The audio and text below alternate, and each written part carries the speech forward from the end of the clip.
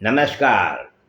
ઓમ વક્રતુંડ મહાકાય સૂર્યકોટિ સમપ્રભુ નિર્વિઘ્નમ કુરુ મે દેવ સર્વકાર્યેષુ સર્વદા. નવરાત્રિમાં માતાજીની ભક્તિ કરવાના સરળ ઉપાય, અને એ ઉપાય કરીને આપણે સુખ, સમૃદ્ધિ અને શાંતિની પ્રાપ્તિ કરીએ, માના આશીર્વાદ મેળવીએ.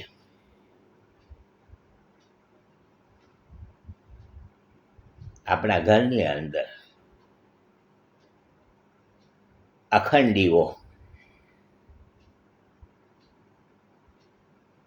સવારથી નવરાત્રિમાં પ્રથમ દિવસથી લઈને 10 દિવસ સુધી, આમ 9 દિવસ સુધી, પરંતુ 10મો દિવસ પણ આપણે એક વધારાનો લઈ લીધો. તો આવી રીતે 9 દિવસ સુધી અખંડ દીવો આપણા ઘરમાં પ્રગટાવવો જોઈએ. હવે આ બધાને શક્ય નથી હોતું,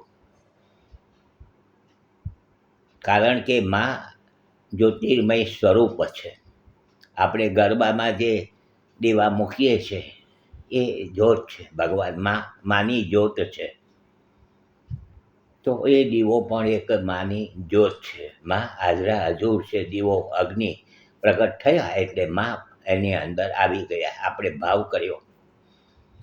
તો આ શક્ય ના હોય તો સવારે અને સાંજે 2 વખત આપણે દીવો કરવાનો રાખીએ. બની શકે તો ગાયનું ઘીનો દીવો પ્રગટાવવો જોઈએ. અને સાથે ધૂપનો વિશેષ મહિમા છે. ધૂપ કરીએ. હવે આજે તો ધૂપનો મહિમા એટલો દેખાતો નથી. તો ધૂપની અગરબત્તી હોય છે કે સારી સુગંધી અગરબત્તી હોય તો દીવો પ્રગટાવીએ. સુગંધી અગરબત્તી સવાર સાંજ આપણા ઘરમાં મા પાસે પ્રગટાવીએ.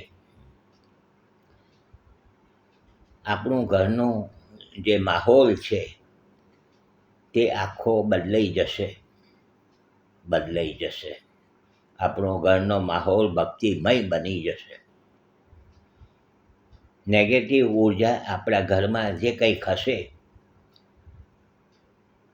તે ઘરની અંદરથી બહાર ચાલી જશે, અને બહારથી શુભ ઉર્જાનું આપણા ઘરમાં આગમન થશે.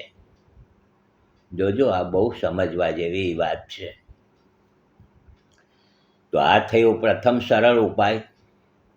બીજું માના મંત્ર જાપનો વાત છે કે દીવોને આપણે કર્યું, દીવા તો કરી દીધા, પછી મંત્ર માને તો માના મંત્ર માટે આજે ચંડીપાઠનું ખૂબ વિશેષ મહત્ત્વ ગણાયેલું છે.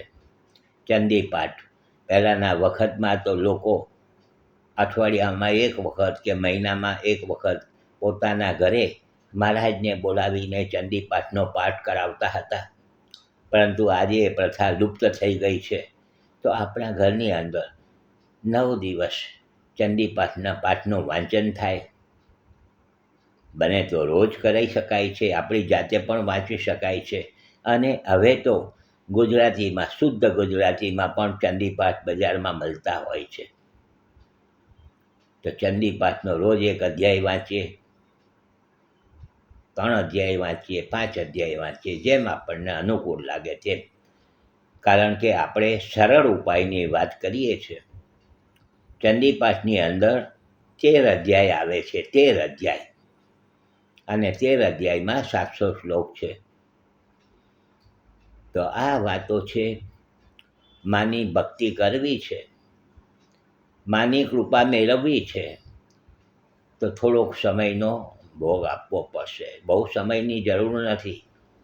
નામનો થોડોક 10-15 મિનિટ સવારે અને 10-15 મિનિટ સાંજે આપણે જો આ રીતે આપણા ઘરની અંદર પૂજન કરીએ, માને યાદ કરીએ ભક્તિભાવપૂર્વક, તો માની કૃપા આપણા ઉપર અવશ્ય ઉતરે છે ને ઉતરે છે. આ વાત છે. કાલે પાછા આગળ વાત કરીશું. માની ભક્તિ ન કરતા હોય તો કરવાનું ચાલુ કરી દેજો. આ એપિસોડ કદાચ આપ જુઓ છો, સારું લાગે તો લાઈક કરજો અને શેર કરજો. હસમુખલાલ ઝવેરીના સૌને નમસ્કાર. જય શ્રી કૃષ્ણ. ઓમ નમઃ શિવાય. જય માતાજી.